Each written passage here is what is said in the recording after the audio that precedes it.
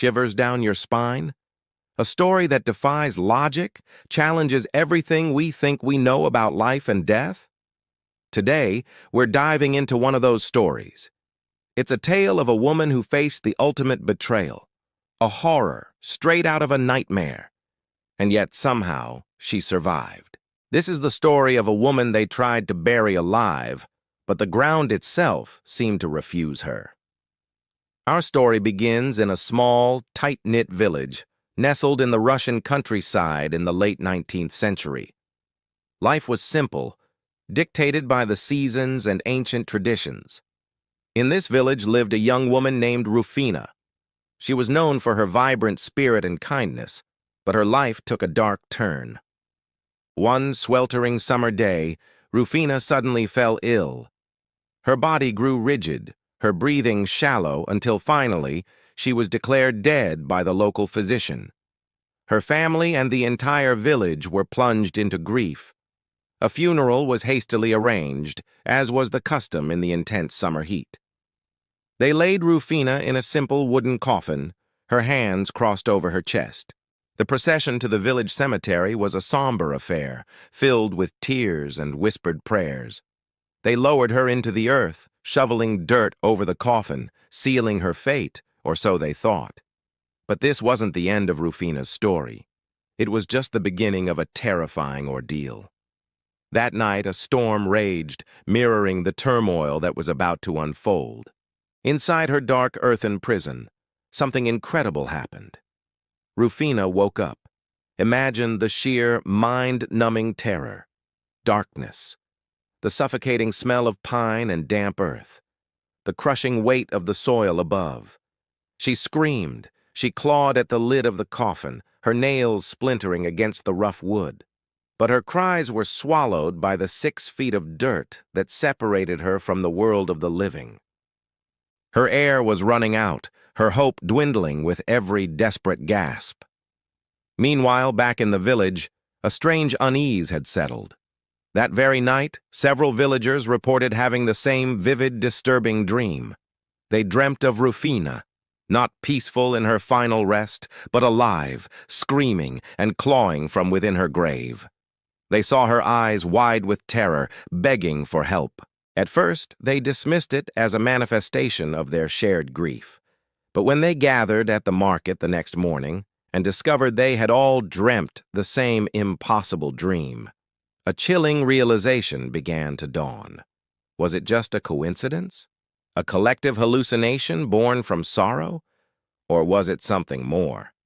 The village elder, a man respected for his wisdom, listened intently to the panicked whispers.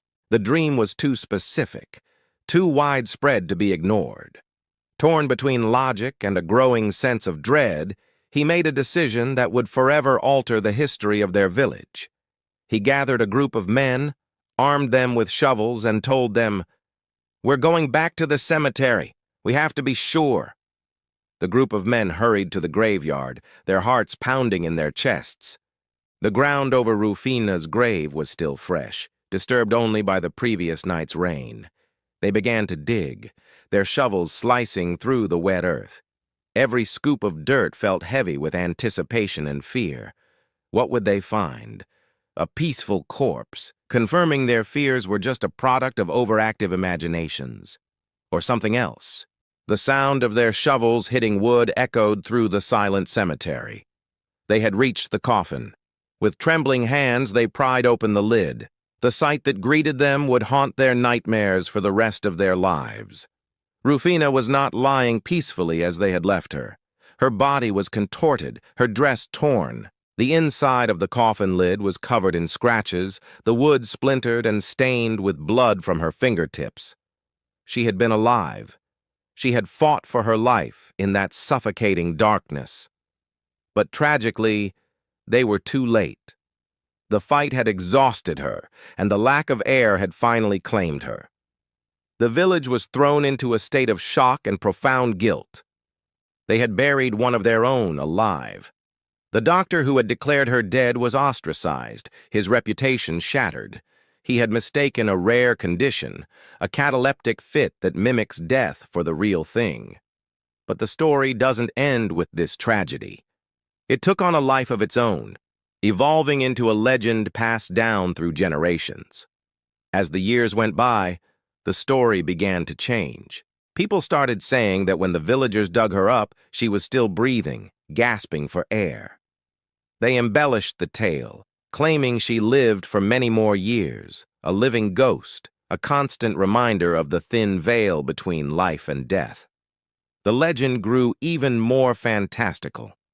Some versions claimed that the very night she was buried, the ground itself had convulsed, that the earth had rejected the coffin, pushing it back towards the surface, refusing to accept a soul that wasn't ready to depart. This is how the story transformed into the legend of the woman the ground refused to take. It became a cautionary tale, a powerful local myth. The idea that the earth itself, Mother Nature, had intervened was a more comforting thought than the stark, horrifying reality of human error. It gave a supernatural meaning to a tragic accident, turning a story of failure into one of miraculous, albeit temporary, defiance against death. This incredible tale, whether you believe the horrifying facts or the fantastical legend, serves as a powerful reminder of the fragility of life and the mysteries that lie just beyond our understanding. It forces us to question our definitions of life and death. Stories like Rufina's, where reality is stranger than fiction, are what keep us fascinated with the unknown. They are etched into our collective memory, reminding us that sometimes the most unbelievable stories are the ones that are true.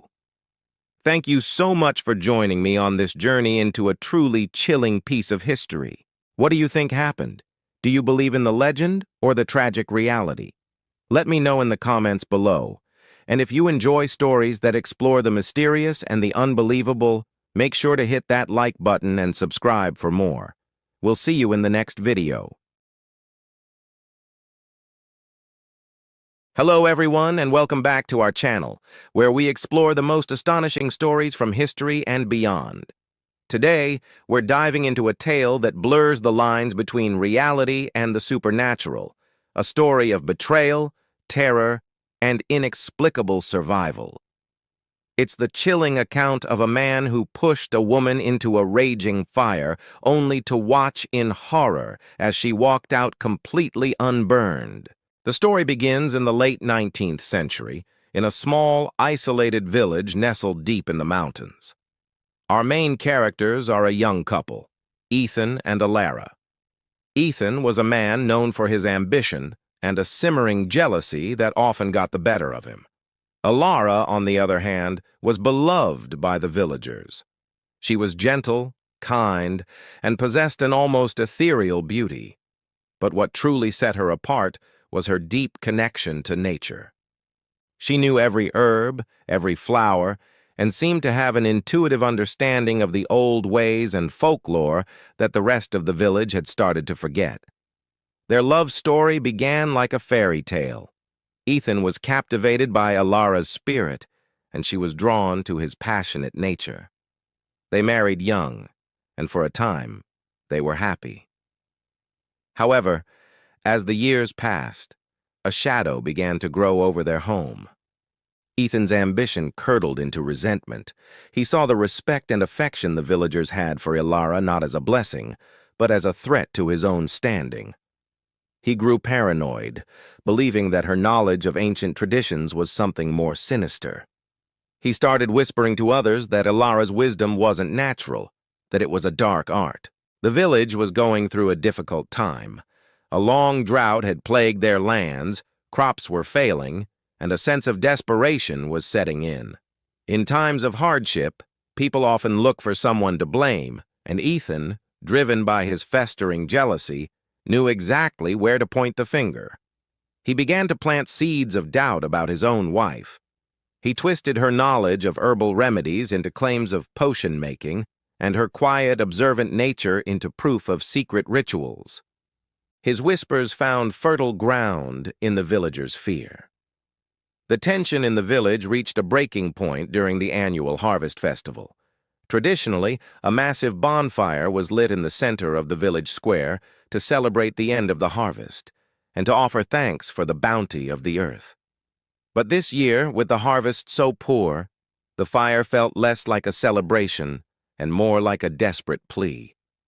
The mood was somber, and the flames cast long, dancing shadows that seemed to feed the growing anxiety. Ethan saw his opportunity. As the villagers gathered around the roaring blaze, he began to speak. His voice, filled with false piety and rage, rose above the crackling of the fire. He accused Ilara directly, his words a venomous torrent of lies. He claimed she was the cause of the drought, that she had cursed their lands with her unnatural powers. The crowd, already on edge, was easily swayed. Their fear turned to anger, and soon a mob mentality took hold. They turned on Ilara, their faces twisted in suspicion and hate. Ilara stood alone, her heart breaking, as she saw her husband leading the charge against her. She tried to reason with them, her voice a calm counterpoint to their frantic shouts, but no one would listen. They surrounded her, pushing and shoving her closer and closer to the massive bonfire. The heat was intense, the air thick with smoke and the smell of burning wood. And then, the unthinkable happened. In a final terrible act of betrayal, Ethan lunged forward. With a desperate shove, he pushed his own wife directly into the heart of the inferno. A collective gasp rose from the crowd, a mix of horror and grim satisfaction. They watched, expecting to hear screams, expecting to see the fire consume her. The flames leaped high, swallowing her completely from view. For a moment there was a stunned silence, broken only by the roar of the fire. Ethan stood at the edge, his chest heaving, a triumphant yet terrified look on his face. He had done it. He had rid himself of the woman he both loved and resented. But his victory was short-lived. The silence stretched on. There were no screams, no sounds of struggle. The crowd grew uneasy, their anger giving way to a new, creeping dread. What was happening? Then, the flames parted. A figure began to emerge from the center of the bonfire. It was Ilara. She walked slowly, deliberately, out of the roaring furnace. Her clothes were untouched, not a single thread singed. Her skin was clear, without a single mark or burn. Her long hair flowed around her shoulders, not a single strand out of place. The fire seemed to draw back from her, to respect her, as if she were its master. She stepped out onto the cool earth, her eyes fixed on Ethan. They weren't filled with anger or hatred, but with a profound, heartbreaking sadness. The crowd fell back in absolute terror, their shouts turning to whimpers. They had witnessed something impossible, something that defied all logic and reason. They weren't looking at a woman anymore. They were looking at a miracle or something they couldn't comprehend. Ethan stared, his mouth agape, his face ashen. The man who had been so bold and commanding just moments before was now trembling uncontrollably. He fell to his knees, his mind unable to process what he was seeing. He had tried to destroy her with fire, the most destructive force he could imagine, and instead, the fire had revealed her true nature. It hadn't harmed her. It had proven her innocence in the most dramatic way possible. Ilara never said another word to him or to any of the villagers who had turned on her. She simply turned her back on the village, on the life she had known, and walked away into the darkness of the surrounding forest. She disappeared and was never seen in that village again. The aftermath was profound. The village was left in a state of shock and deep shame. The drought broke a few days later, and a gentle rain began to fall, as if the land itself was weeping. But the rain couldn't wash away their guilt. Ethan was forever ostracized, a man haunted by his own monstrous act, forced to live with the memory of his wife walking out of the fire he had thrown her into. The story of Ilara, the woman who walked through fire, became a local legend, a cautionary tale passed down through generations. Was it a miracle? Was Ilara protected by some ancient magic connected to the nature she so deeply understood? Or is there a scientific explanation we just don't know about? We may never have the definitive answer. But what the story truly teaches us is about the destructive power of jealousy and fear, and the incredible, often mysterious strength of the human spirit in the face of betrayal. It's a powerful reminder that sometimes the things we try to destroy only end up revealing a strength and a truth we could never have imagined. Thank you so much for joining us for this incredible story. What do you think happened that night? Let us know your theories in the comments below. We love reading your thoughts and ideas. If you enjoyed this video, please give it a thumbs up and don't forget to subscribe and hit that notification. It's hard to imagine the terror. One moment, you're just a young girl full of life. The next, you're trapped, submerged in icy water with no hope of escape. This was the grim reality for 13-year-old Lisa, whose small boat capsized during a sudden violent storm on the lake. Pinned beneath the wreckage, her lungs burned for air, the cold seeping into her bones, pulling her into a dark, silent abyss. She was alone, left to the mercy of the unforgiving water. Her struggles grew weaker, her vision blurring at the edges. This was it, the end. But then, something impossible happened. A strange warmth began to spread through the frigid water around her. At first, it was subtle, a gentle caress against her numb skin. Lisa, barely conscious, thought it was a hallucination, her mind playing tricks as it shut down.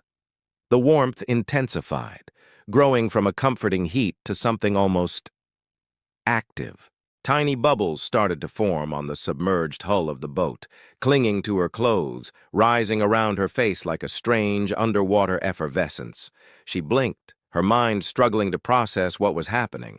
Was she dreaming? The water around her wasn't just warm anymore. It was starting to feel hot. The chill that had paralyzed her began to recede, replaced by a prickling heat that felt both bizarre and life-saving. The water around her began to simmer. It wasn't a violent, rolling boil, but a steady, energetic churning. Steam started to rise from the surface of the lake above her, a ghostly mist in the storm's aftermath. This inexplicable phenomenon was doing more than just warming her.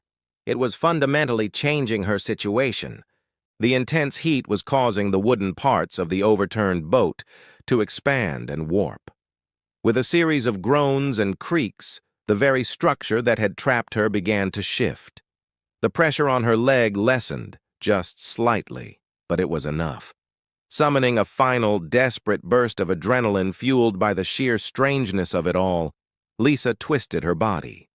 The warped wood gave way just enough for her to pull her leg free. She kicked frantically, her head finally breaking the surface of the steaming water. She gasped, taking in a lungful of air that felt both shockingly cold and blessedly fresh. She was alive. She was free. Treading water, she looked around in utter disbelief. The area where her boat had capsized was like a natural hot spring, steam rising in thick plumes into the cool air. The rest of the lake was still and icy. What on earth had just happened? Exhausted but alive, Lisa swam toward the shore. Every muscle ached, but her mind was racing. It made no sense. A lake doesn't just start boiling in one specific spot. When she finally staggered onto the muddy bank, she turned to look back one last time. The steam was already dissipating, the mysterious heat fading as quickly as it had appeared. By the time rescuers, alerted by a neighbor who saw the overturned boat, found her, the lake was back to its normal, placid state. They found a shivering, bewildered girl, but a girl who was miraculously alive. When they asked her what happened, Lisa could only tell the truth, as unbelievable as it sounded. She told them about being trapped, about the freezing cold, and then about the water starting to boil. The rescuers exchanged skeptical glances. They attributed her story to hypothermia-induced delirium. A young mind, traumatized and starved of oxygen, could imagine all sorts of things. They wrapped her in blankets, their rational minds dismissing the impossible tale of boiling water. For them, it was a lucky escape, a miracle of survival, but nothing more. But Lisa knew what she had felt. It wasn't a dream. That heat was real. It was the reason she was alive. For years, the incident was a local curiosity, a strange story told by the girl who thought the lake boiled. Scientists who heard the tale offered logical explanations. Perhaps a submerged geothermal vent had momentarily activated, a one-in-a-million geological coincidence. Or maybe lightning from the storm struck the water near her, superheating it for a brief moment. These were plausible theories, but none could be proven, and none fully captured the controlled, precise nature of the heat Lisa described. Years went by. Lisa grew up, forever marked by that day. She became a geologist, driven by an insatiable need to understand the Earth's hidden forces. She spent her career studying geothermal activities, always searching for an answer, for a rational explanation that would finally quiet the lingering questions in her mind. She wanted to believe in science, in neat, logical answers. The world was governed by physics and chemistry, not by inexplicable miracles. The boiling water had to have a source, a reason. It wasn't until she was in her late 40s, a respected expert in her field, that she stumbled upon a clue.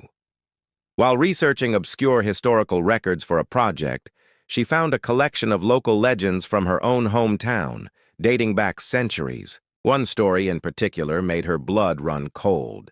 It spoke of a guardian of the lake, a spirit that was said to protect lost children. The legend described the spirit's presence as a sudden, unexplained warmth in the water, a gentle boil that would guide the lost back to shore. Several accounts, spanning over 200 years, described similar phenomena. People inexplicably surviving capsized boats or falling through ice in the exact same area of the lake. Lisa sat back in her chair, the dusty old book open in her lap. Chills ran down her spine. All her life, she had searched for a scientific explanation, a logical reason for her survival. She had dedicated her career to debunking the magic she experienced, trying to fit it into a box of known physics. But what if the answer wasn't geological? What if it was something else entirely? The descriptions in the legends were too close to her own experience to be a coincidence. The gentle boil, the life-saving warmth. It was all there. She was left with a profound and humbling realization. Perhaps her survival wasn't a random geothermal event or a lightning strike. Perhaps she had been the beneficiary of something ancient, something protective, something that defied easy explanation. The water didn't just boil, it boiled for her. It was a targeted, life-saving intervention. Whether it was a spirit, a forgotten natural energy, or something else beyond our comprehension, she understood that on that terrifying day, she wasn't left to drown. She was saved. The mystery remained, but it was no longer a source of confusion. Instead, it became a source of wonder, a quiet